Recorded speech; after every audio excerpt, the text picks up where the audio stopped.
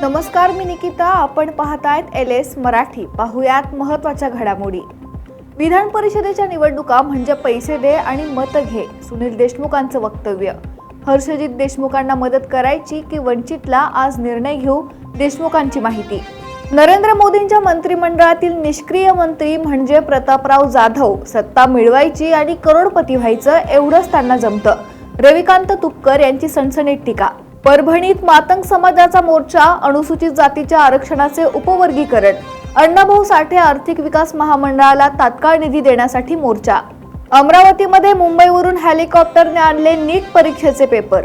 जिल्हा कोषागार कार्यालयात ठेवले जाणार नीटचे पेपरची खबरदारी घेण्यासाठी CISFचे जवान दाखल. सांगलीच्या जत मुचंडीमध्ये दलित कुटुंबावर अन्याय. दलित कुटुंबांची दुकानं सील केल्यानं रास्ता रोकोमुळे वाहतूक ठप्प. नाशिकच्या देवळा तालुक्यात तहसील कार्यालयात ड्रम बजाव आंदोलन. डिझेल मिळत नसल्याने संतप्त शेतकऱ्यांनी ड्रम वाजवून वेधलं प्रशासनाचं लक्ष. कल्याणमध्ये 4 पदरी उड्डाणपुलाच्या कामावरून राजकारण तापलं. एकाच समाजातील 2 गट आमने सामने.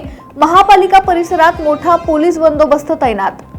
सांगलीतील अल्पवयीन मुलाच्या खुनातील मुख्य आरोपीला अटक. खंडणीच्या वादातून मुलाच्या डोक्यात गोळी झाडून हत्या.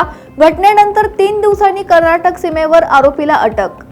माळशिरस तालुक्यातील पिकअप वाहनाच्या अपघात प्रकरणी वेळापूर पोलीस स्टेशनमध्ये सदोष मनुष्यवधाचा गुन्हा दाखल. ठेकेदारासह देखरेख करणाऱ्या संबंधितांवर कारवाई. नांदेडमधील देगलूरच्या राष्ट्रवादीच्या 13 नगरसेवकांची गोव्यात मौज मजा. बीचवर नाचतानाचे व्हिडिओ व्हायरल.